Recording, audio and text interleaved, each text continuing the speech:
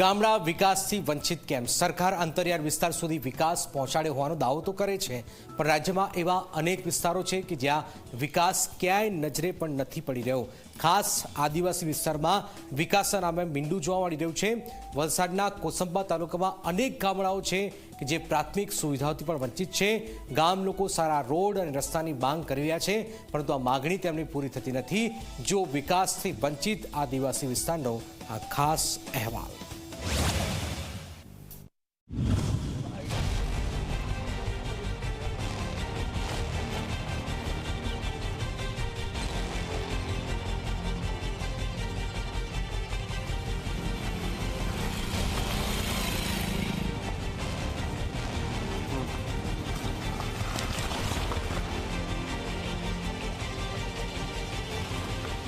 આ છે ગુજરાતનો એ વિસ્તાર જ્યાં હજુ વિકાસ પહોંચ્યો નથી.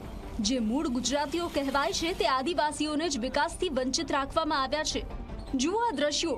ગામ છે પણ ગામમાં આવવા જવા માટે રોડ નથી. હા, રસ્તો છે, તેની ઉપર મેન્ટલ પાથરી દેવાયા છે, પરંતુ તેની ઉપર ડામર કે સિમેન્ટ પાથરવામાં આવતો જ નથી. અને આ કંઈ આજકાલનું નહીં, ઘણા વર્ષોથી આ જ સ્થિતિમાં છે. માંગ તો રસ્તાની બી છે, પાણીની બી છે અને લાઇટની બી છે. કેમ કે આપણે રસ્તાની સુવિધા બી તો થઈ જશે, પણ મેન વસ્તુ કે આપણે રાતના હવે બધા નોકરી ધંધા પરથી તો સાંજે જ બધા આવે છે, બરાબર. મૂળ લાઇટ બી નથી, અંધારું છે. ને હવે થાંભલાને બી કેટલી રજૂઆત કરી છે કે ઝાડના ઉપર છે બધી લાઇટ લગાવેલી છે. મેન તો રસ્તાની તકલીફ છે અમારી. રસ્તો એટલો બધો ખરાબ છે કે અમે ચાલી બી નથી શકતા, વાહન બી નથી આવતા. અને જો પ્રેગ્નેન્ટ લેડીઝ હોય, વૃદ્ધ માણસો બીમાર હોય તો અમારે રસ્તા સુધી, મેન રસ્તા સુધી ઉચકીને લઈ જવું પડે છે. વલસાડ શહેરને અડીને આવેલા કોસંબા ગામની આ વિકટ સ્થિતિ છે. છેલ્લા 15 વર્ષથી લોકો સારા રોડ માટે જજુમી રહ્યા છે, પરંતુ માત્ર 1 કિલોમીટરનો રોડ બનાવવા માટે ગામની પંચાયત કે જિલ્લા વહીવટી તંત્રને કોઈ રસ જ નથી. આ રસ્તા પરથી રોજ ગામ લોકોની અવરજવર રહે છે. વાહન ચાલકો પણ મોટી સંખ્યામાં નીકળે છે. મેન્ટલને કારણે વાહનોનું નુકસાન પહોંચે છે, પણ તંત્રને તેની કોઈ જ પરવાહ નથી. ઇમરજન્સી હોય તો રસ્તાની મેઇન તકલીફ રસ્તો અને આ વીજળીનો જે થંભો પડેલો વાંકો વળી ગયો છે, તેમાં ફરિયાદ આપી તો એમ કે થશે, પણ હજુ સુધી થયો નથી. ના, એમ્બ્યુલન્સ આવતી નથી. આ પ્રેગ્નેન્ટ બાય હોય કે કોઈ પણ વૃદ્ધ હોય એને લઈ જવા માટે અમને બહુ તકલીફ છે.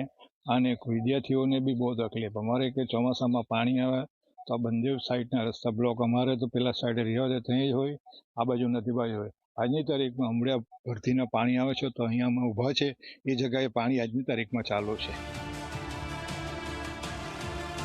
સૌથી કપરી સ્થિતિ ચોમાસામાં થાય છે. આ રસ્તા પર પાણી ભરાઈ જતું હોવાથી નીકળવું મુશ્કેલ બની જાય છે. એમ્બ્યુલન્સ પણ નીકળી શકતી નથી. હવે રસ્તો બનાવવાનું કામ ગ્રામ પંચાયતના ટેન્ડરમાં આવે છે, પણ ન તો સરપંચ દેખાઈ રહ્યા છે, ન તો તલાટી દર્શન આપી રહ્યા છે. અને ગામના સરપંચ અને તલાટીને સંપર્ક કરવાનો પ્રયાસ કર્યો, પરંતુ તેમણે કેમેરા સામે કંઈ પણ બોલવાનો ઇનકાર કરી દીધો. પરંતુ જ્યારે અમે ગામના તલાટી સાથે ફોન પર વાતચીત કરી તો તેમણે કંઈક આવો જવાબ આપ્યો.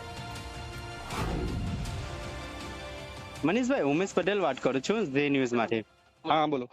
હા મનીષભાઈ, હવે એક ઇન્ટરવ્યુ કરવાનું હતું. જે કોસંબા ગામનો જે મહિયાવંશી ફળિયો છે ને, હા, ત્યાં આગળ ઘણા સમયથી રસ્તો નથી બન્યો. તે બાબતે એક ઇન્ટરવ્યુ કરવું હતું કે કયા કારણ લેવું પડે ભાઈ.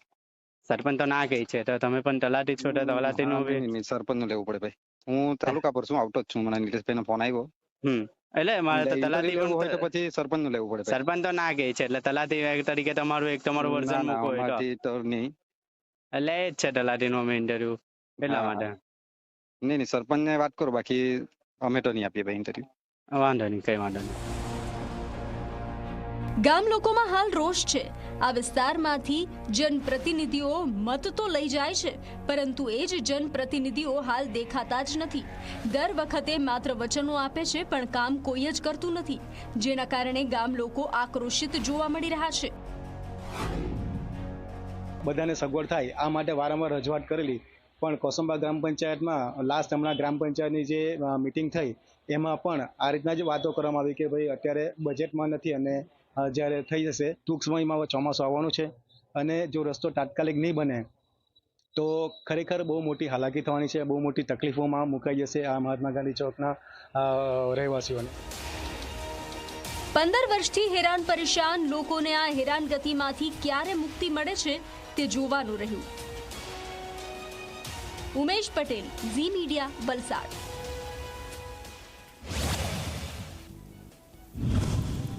કેમ